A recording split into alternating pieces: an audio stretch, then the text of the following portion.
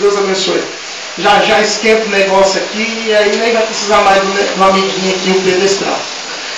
Irmãos, Lucas, ele tinha os seus 18 anos de idade, quando ele entra na maior faculdade do Egito, quando ele estuda até os seus 32 anos de idade.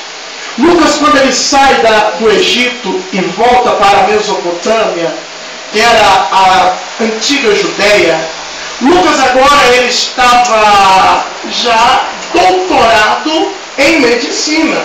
Ele já era um camarada conceituado na área de clínico geral. Lucas ele estava com 32 anos, um médico formado, bem-sucedido. Agora, enquanto nesse intervalo de tempo, Jesus Cristo já tinha morrido, Jesus Cristo já tinha falecido. Quando de repente ele unge um homem chamado Paulo. Paulo ele se torna o maior missionário que teve no início da igreja primitiva. Quando Paulo começa a pregar, Paulo ele vai parar em Éfeso. A primeira recepção de Éfeso foi pedradas, pauladas, de forma que Paulo ele entrou em estado de coma. Paulo, de tanto apanhar, de tanto ser maltratado por aquela cidade, ele entra em um estado de coma. Naquele tempo, o melhor médico da Judéia, da Mesopotâmia, era Lucas. Lucas, a igreja convoca, faz uma reunião e convoca o doutor Lucas para cuidar, meu pastor Jânio, satisfações em revê-lo, para cuidar do apóstolo Paulo. A igreja chama Lucas de lado e fala: olha aqui, meu amigo, nós vamos pagar a quantia que você quiser para poder cuidar do nosso pastor Paulo. Lucas olha e diz: está fechado, está combinado, negócio fechado. Lucas agora começa a trabalhar, cuidar do apóstolo Paulo, cuidar de uma forma especial, cuidar de uma forma em que ele transportava aquele amor que ele tinha dentro de si para Paulo. É bem verdade que Lucas agora está observando que quando o pastor é amado, a igreja para poder ir atender o pastor. Agora imagine o apóstolo Paulo, ele deitado na sua cama, em coma profundo, em estado profundo, Lucas observando o estado dele. É comprovado pelos estudiosos da Bíblia Sagrada que Paulo chegava a receber cerca de 17 visitas em apenas um dia. Parece que eu vejo na mente de Lucas em tudo aquilo e ele falando: meu Deus, o que faz para um homem desses ser tão apaixonado pelo povo? O que faz o povo amar um homem desse, um homem de apenas 1,60 m de alturas, um homem apenas de 1,60 m, ainda calvo ainda por cima? O que faz um homem desse ser amado? Parece que eu vejo o Espírito Santo de Deus olhando para ele e falando: sabe o que é, Lucas? Ele não tem medicina, ele não tem anel de cientista, ele não estudou na maior faculdade do Egito, mas Lucas, o que ele tem é o meu Espírito.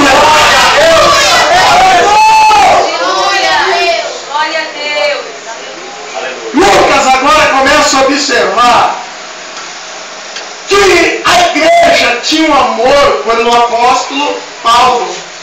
O apóstolo Paulo agora começa a se recuperar. Agora o apóstolo Paulo começa a se recuperar de todos os tombos que ele teve, da surra que ele teve. Ele começa aos poucos acordando do coma. Quando ele acorda, ele olha e vê aquele homem chamado Lucas em frente a ele. E Lucas e Paulo criam uma amizade por volta de 4 anos. Quando Paulo ele está se recuperando, Lucas começa agora a se apaixonar pelo cristianismo, porque todo mundo que entrava dentro da casa de Paulo olhava para ele e falava: ô irmão Paulo, conta um pouquinho da história desse Jesus. Ô irmão Paulo, história. Eu quero saber como que é esse Jesus. Lucas começou a ficar curioso.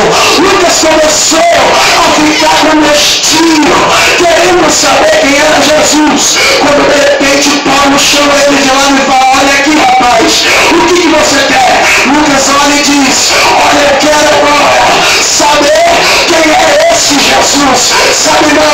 Quem sabe o Lucas entrou dentro daquela casa, olhando no dia que ele entrou, olhando e dizendo: o que eu vim fazer aqui? Eu vim a trabalho, eu vim cuidar de um pastor que está em coma, mas Jesus lá no céu está olhando para ele dizendo: olha, Lucas, você não veio aqui à toa, você não veio cuidar só de um pastor, não. Você veio, Lucas, porque eu tenho um projeto na tua vida, eu tenho um projeto na tua história.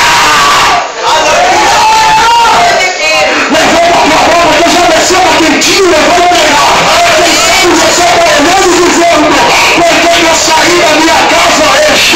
Por que eu não fui passear no shopping? Por que eu não fui comer um sushi ou até mesmo ir nos melhores restaurantes, passear um pouco? Por que eu não fui fazer algo de livre, espontânea vontade? Por que eu não fui passear um pouco? Parece que eu vejo Jesus olhando para a tua vida e dizendo: você está aqui porque eu tenho um propósito contigo.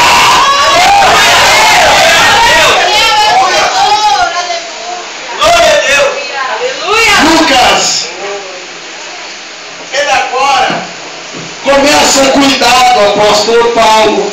O apóstolo Paulo começa a viajar, pastor Gênero, e aonde o apóstolo Paulo estava, lá estava Lucas. Parece que eu vejo agora os dias se passando, Lucas olhando para o apóstolo Paulo e dizendo: apóstolo, eu quero aceitar Jesus como meu único, suficiente salvador da minha história. Parece que eu vejo o apóstolo Paulo sem entender, pastor, e olhando para ele, pastor Alain, e dizendo: por que você quer aceitar Jesus? Afinal, você é um cientista, você estudou metade da sua vida na melhor faculdade do Egito. Você é médico, a maioria dos médicos não acredita em Deus. A maioria dos cientistas, eles são umas pessoas que eles não creem em Deus. Eles creem no plano de microfone, mas não creem que Deus existe. Parece que eu vejo o apóstolo Lucas olhando para ele dizendo: olha, apóstolo Paulo, eu posso ser cientista, eu posso ser médico, eu posso ter tudo, mas só que o que me falta é carinho e amor. E eu quero aceitar esse Jesus porque ele é amor, ele é amor.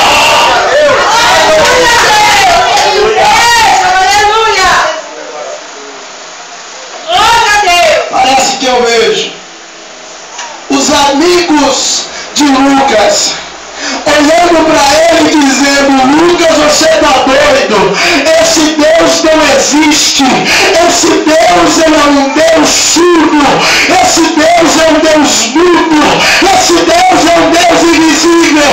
E Lucas escrevendo o seu primeiro livro, o livro de Lucas, o Evangelho de Lucas, capítulo 1, e o versículo 37, dizendo: olha, vocês estão falando que esse Deus é invisível, vocês estão falando que era impossível uma pessoa igual eu, uma pessoa médica, firmar na igreja e virar um pastor. Mas só que eu dou uma notícia para vocês, Lucas 1:37, porque para Deus nada é impossível. Irmão, quem sabe você está nesta noite aqui olhando para o teu problema, ou até mesmo com a cabeça, o pensamento lá no teu filho que está preso, lá no teu marido que você já não sabe o que vai fazer, com o teu filho que você já não sabe o que vai fazer. Mas eu quero te dizer: para o mundo é impossível, mas para o meu Deus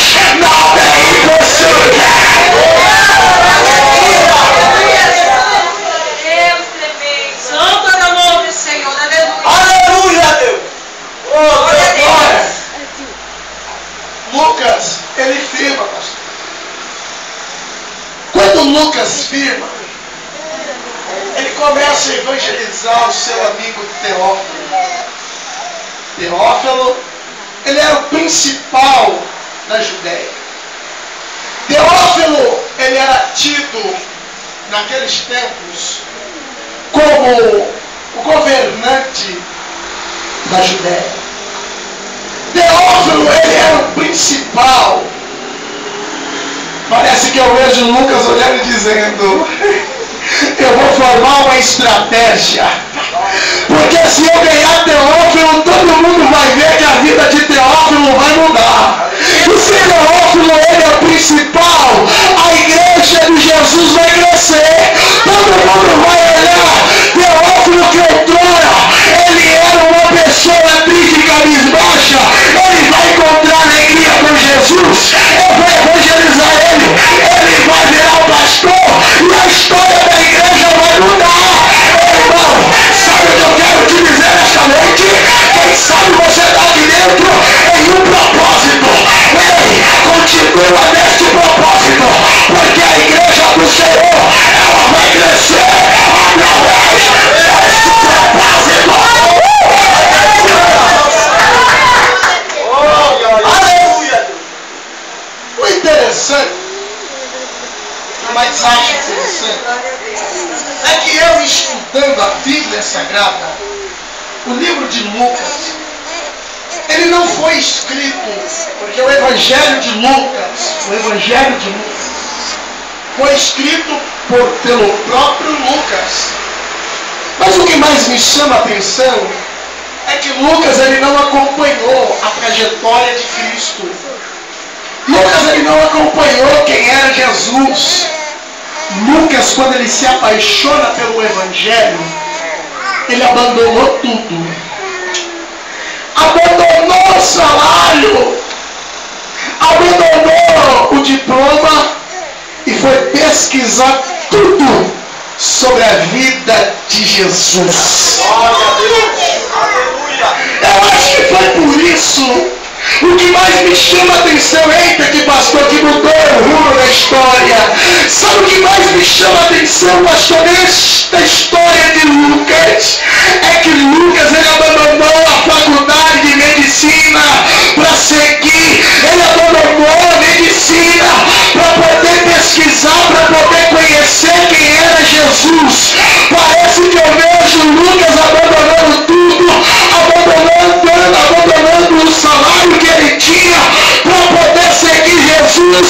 Ele olhando e dizendo: eu vou passar fome, eu não sei o que vai acontecer na minha vida, eu agora vou viver da obra, eu não sei o que vai ser na minha vida. E ele encontrando, quando Jesus ele foi para o monte, ele foi tentado, e Jesus disse: olha, Satanás, sai daqui, porque nem sabe para viver ao homem. Ei, Satanás, sai daqui, porque os que me seguem, eles estão firmes.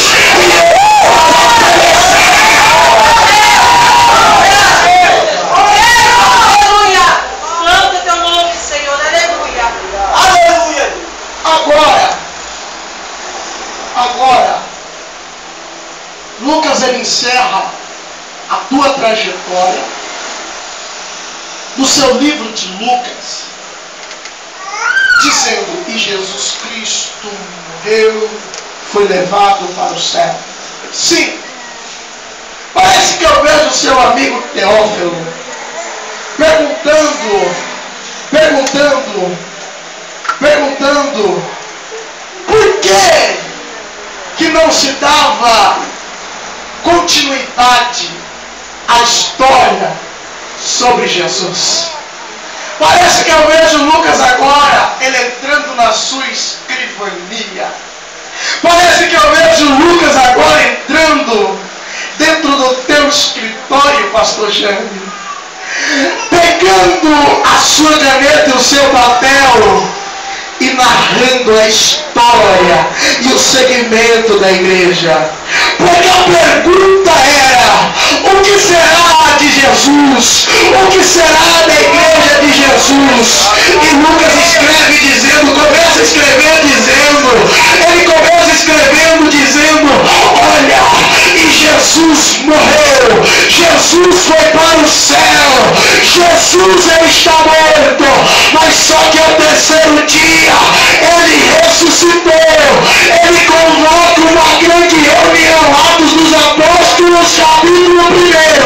Ele convoca uma grande reunião com todos os discípulos, mais 700 pessoas, e convoca esta grande reunião, e convoca todos para cima do monte. Quando todos estão em cima do monte, ele diz: eu vou para o Pai, mas a obra não vai parar. Satanás quer fazer a obra maior, mas a obra não vai parar. Eu vou para o Pai, volta para Jerusalém, porque eu derramarei sobre vós o meu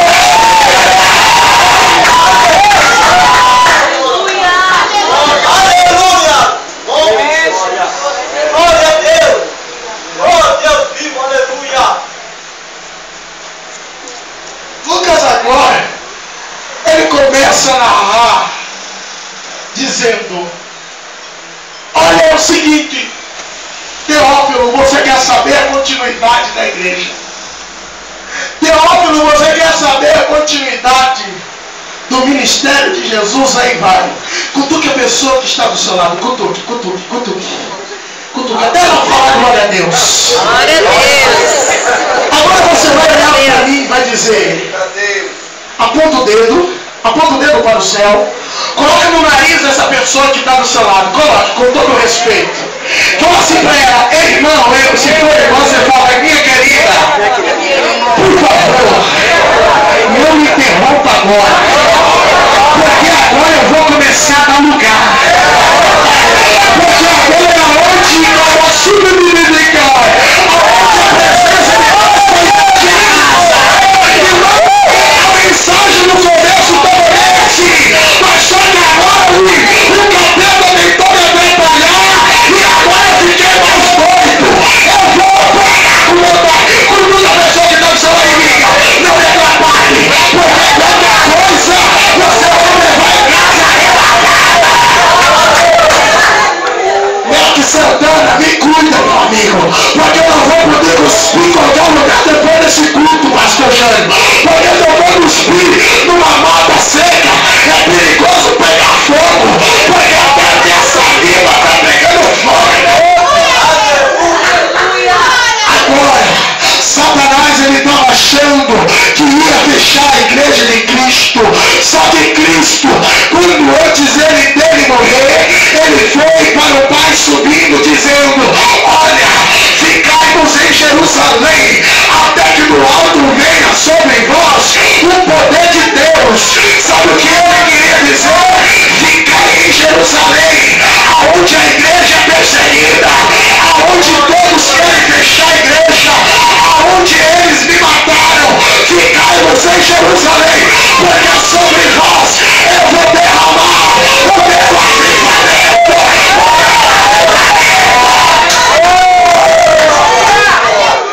Glória a Deus! Aleluia! Desceu uma quentinha. Aleluia. Só que tem muito camarada no século 21 que a se levanta em Jerusalém, ele quer ir embora. Só que tem muito crente que a se levanta, ele fala: aqui em Campo Grande já não é mais meu lugar, eu vou embora. Ei, irmão, ficai-vos em Jerusalém.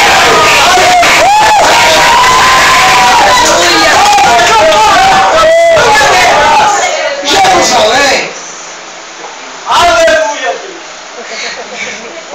Jerusalém, meu pastor, era a cidade onde eles moravam.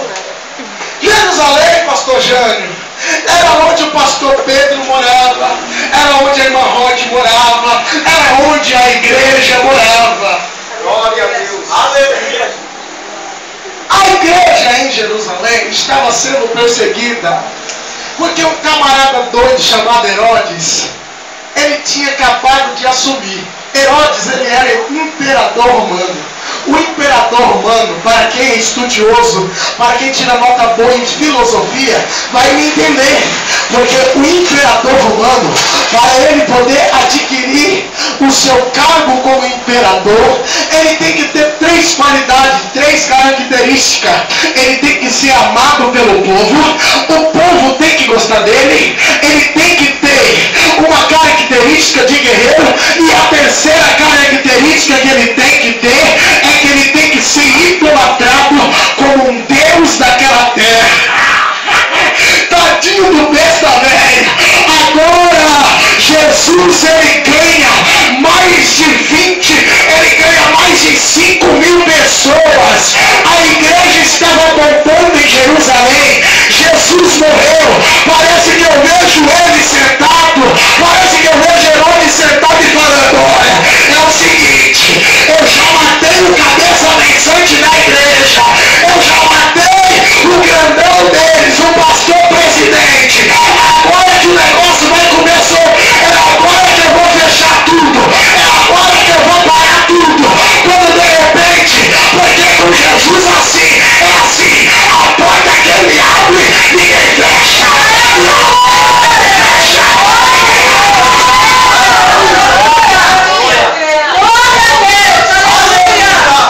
Parece que eu vejo Herodes sentado, balançando o pezinho, falando: é agora que eu vou matar todo mundo, é agora que eu vou acabar com tudo. Quando de repente Jesus, lá no pé do monte, ele levanta e diz: eu vou para o Pai.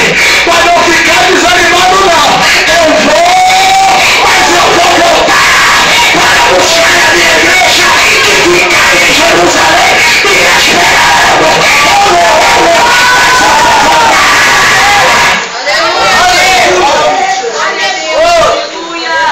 A palavra avivamento, muitos têm um significado diferente. Muitos acham que é uma coisa, mas não é. A palavra avivamento significa despertamento. A palavra avivamento, traduzido do hebraico, ela significa dar vida, ou seja, reviver aquilo que é morto. Aleluia, Deus. Despertar. Jesus tinha razão quando ele disse isso, pastor Jânio. Sabe por quê? Porque agora, irmão Pedro, ele desce do monte triste, cabisbaixo. Permita-me quebrar um pouco da humildade. Ele desce do monte triste, desanimado e desmotivado. É agora que eu vou fechar tudo lá dentro da minha casa. Ele já grita para Tiago e diz: Tiago, vamos voltar a pescar. Porque quem conhece a história sabe que Pedro, Tiago e João, eles eram pescadores. Eles abandonaram tudo para seguir Jesus. Glória a Deus. Ei, eu vou parar de pregar dentro da igreja. Ei, Jesus está pregando crente hoje aqui. Eu não quero mais saber de ficar lá na igreja, não. Eu estou muito triste, missionário Pedro Moura. Ô pastor Alain, me ajuda. Ô missionário, me ajuda. É tanta luta que eu não sei se eu devo continuar firme com Deus. Parece que eu vejo o apóstolo Pedro desse jeito, meu pastor. Ele triste, desmotivado, olhando para João olhando para Tiago e falando: vamos voltar a pescar. Quando de repente o irmão Pedro, ele lembra da promessa que Jesus disse: olha, vocês vão voltar para Jerusalém, vocês vão ficar até mesmo desmotivados, mas só que faça uma campanha, porque eu vou derramar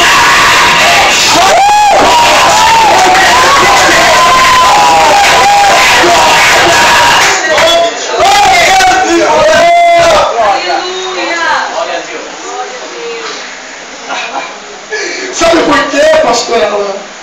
Que tem muitas igrejas, pastor Jânio, tristes, desmotivadas, muitas igrejas frias, muitas igrejas que já não tem mais aquele barulho, já não tem mais aquele poder. é porque está faltando avivamento. Mas só que eu quero dizer algo profético nesta noite. Satanás quer deixar muitas igrejas. Satanás, ele quer vir com um congelador humano e colocar muito crente dentro da geladeira humana. Mas só que eu quero dizer para Satanás, está na hora dele pegar o congelador, ele mesmo entrar dentro do congelador, se não quer, porque Jesus está levantando uma geração de avivamento, uma geração que vai estar vai subir no fogo, vai passar pela prova, todo lugar ao fogo. Aleluia! Agora, o irmão Pedro, ele lembra da promessa que Jesus fez. Ele olha um para o outro e diz: é o seguinte, vamos fazer igual Daniel, Sadraque, Mesaque e Abednego. Eles sabiam que ia morrer, mas eles ajoelharam e clamaram ao Deus dos céus. É o que tem faltado nas nossas igrejas hoje em dia. Glória a Deus! Jesus quer falar tudo hoje, pastor. Glória a Deus! Aleluia! Fala, Pai, aleluia. Tem crente que está morto espiritualmente. Tem crente que entra na igreja, olha como foi o culto, depois vai sair com a língua maior que o avião da TAM. É, Jesus. Fala mesmo. Falando mal do culto, falando mal do pastor, não piso mais o pé daquela igreja. Está morto espiritualmente. Mas ainda tem os remanescentes. Glória a Deus! Glória a Deus. Tem os remanescentes que de madrugada vai para cima do monte, que de manhã cedo eles estão orando, falando: Deus, reaviva minha alma, reaviva minha igreja, Deus, que a igreja desce, ei Deus, vai descer o avivamento lá, vai descer o avivamento lá,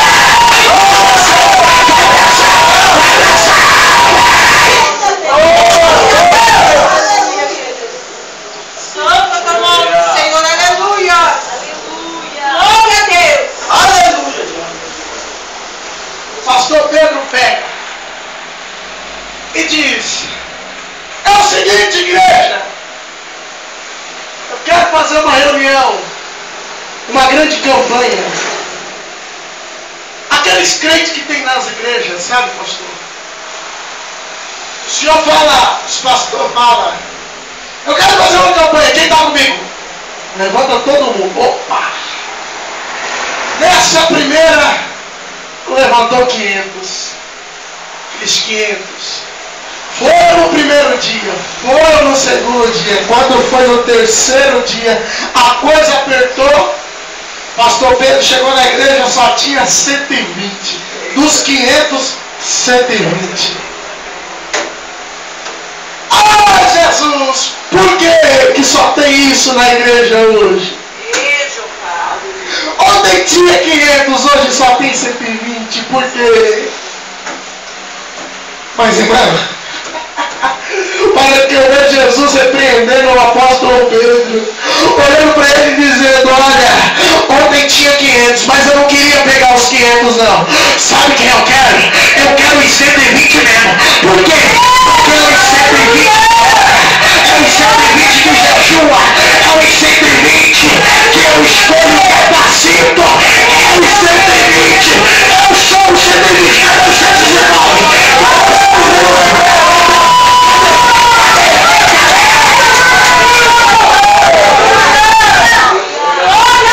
500 é assim, meu pastor. O 500 é assim. A prova aperta, ele vai embora. O 120 não. A prova aperta, ele continua mais crente. O 500 é assim. Hoje ele está crente, amanhã ele está descrente. Já o 120 não. Hoje ele está crente, amanhã ele está descrente. O 500 é assim. Hoje ele está pregando, amanhã já não está pregando mais. Já o 120 não. Hoje ele prega, amanhã ele está viajando para pregar. O 500 é assim.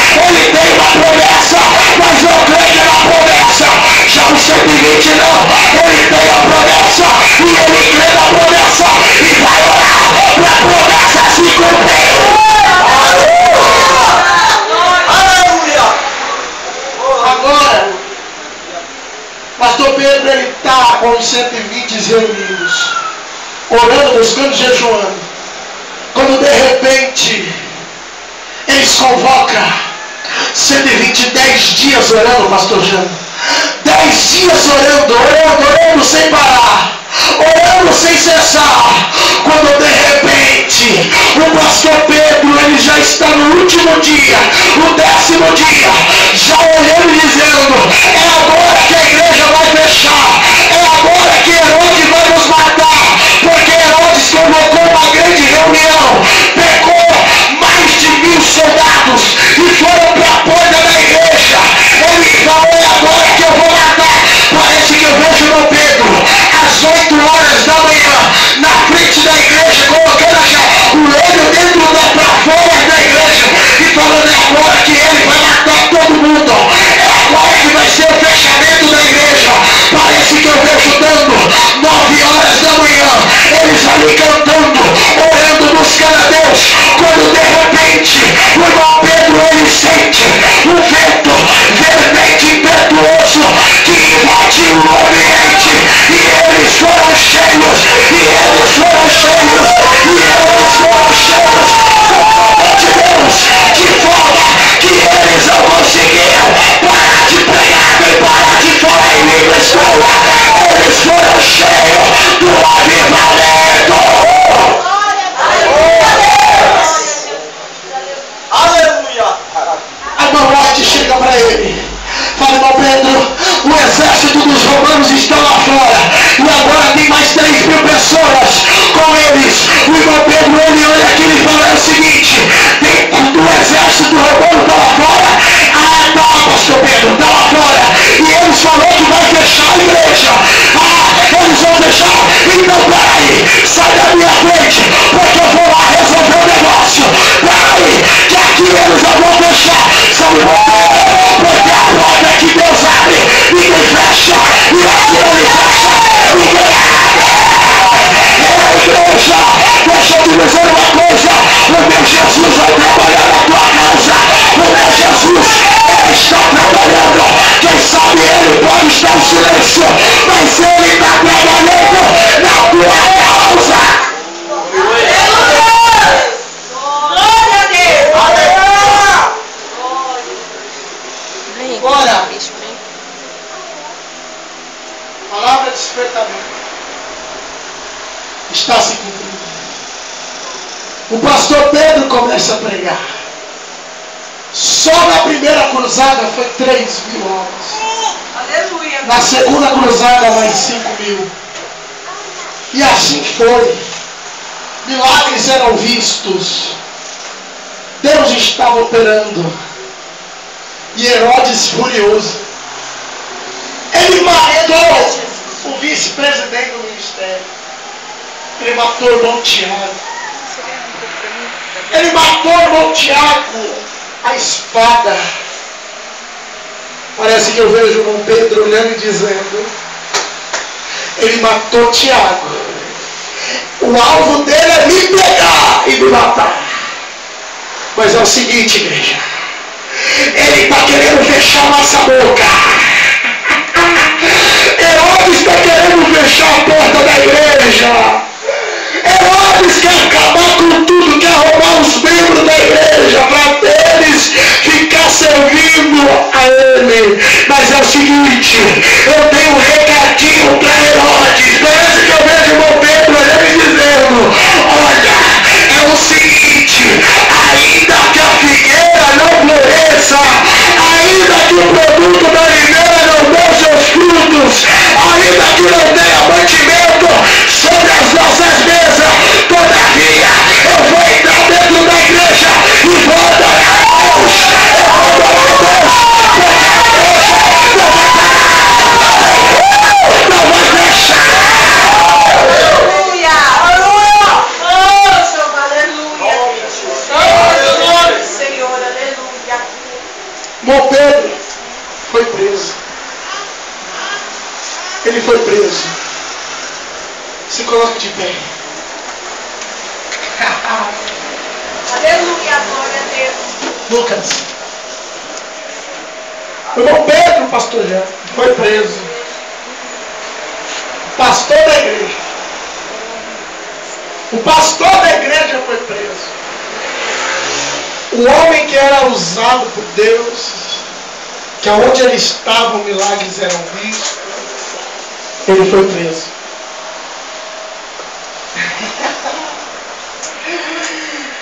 Mas só que enquanto ele estava preso,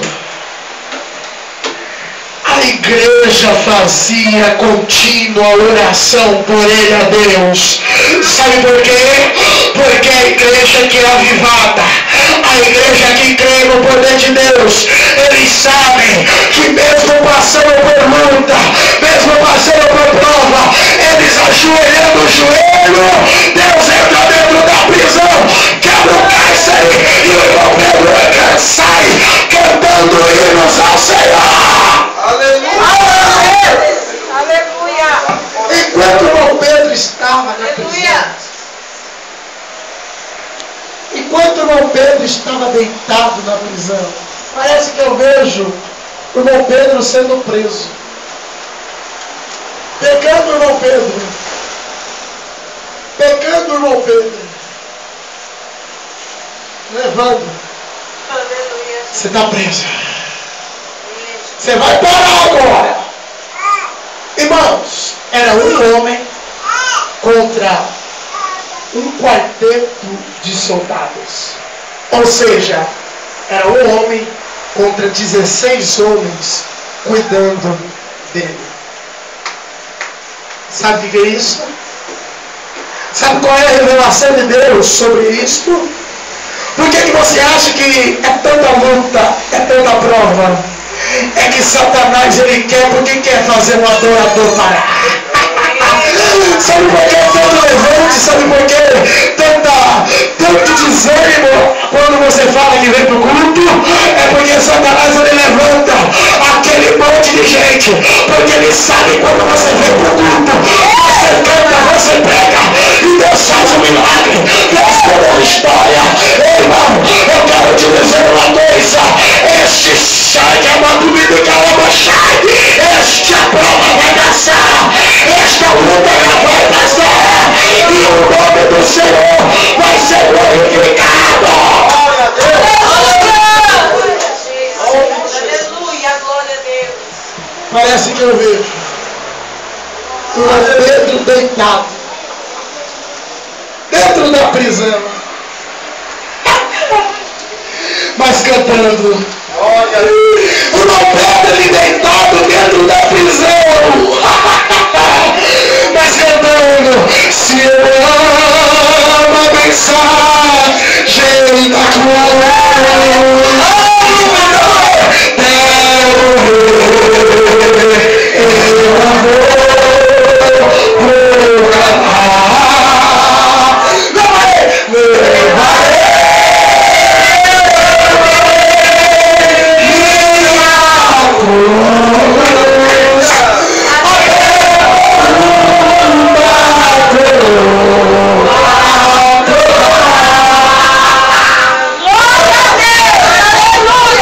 ele estava crendo que ele dentro da prisão, 16 soldados em volta dele, ele estava crendo que ele mesmo morrendo, ele estaria lá no céu, cantando as alas ao rei.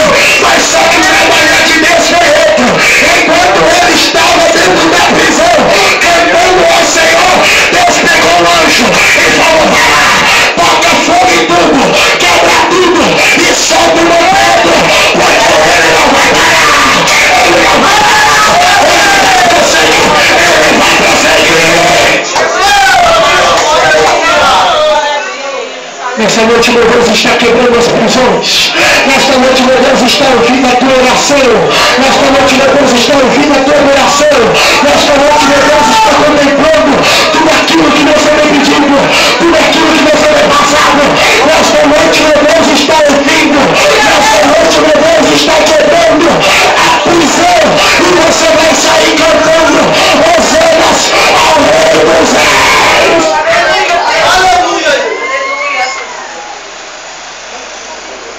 Para mim, Pedro, ele sabia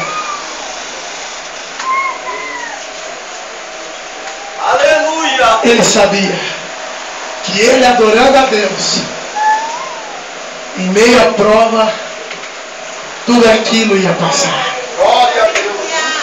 Ele sabia que a cruz de 40, de 50 quilos ou até mesmo 60 quilos era pesada. Era pesada. Mas só que ele fazia igual Paulo disse para as igrejas em Filipenses. Olha, eu deixo as coisas, Filipenses 3,14, eu deixo as coisas que para trás ficam e eu prossigo para o alvo, pelo prêmio da soberana vocação, que é o céu, que é Cristo Jesus. Aleluia! Glória a Deus! A luta está grande, a prova está grande, mas passa pela luta cantando louvor, passa pela prova cantando louvor, passa pela prova orando ao Senhor, porque o tamanho da tua adoração, o tamanho do teu louvor, é o tamanho da tua vitória. É o que você é pedindo para Deus.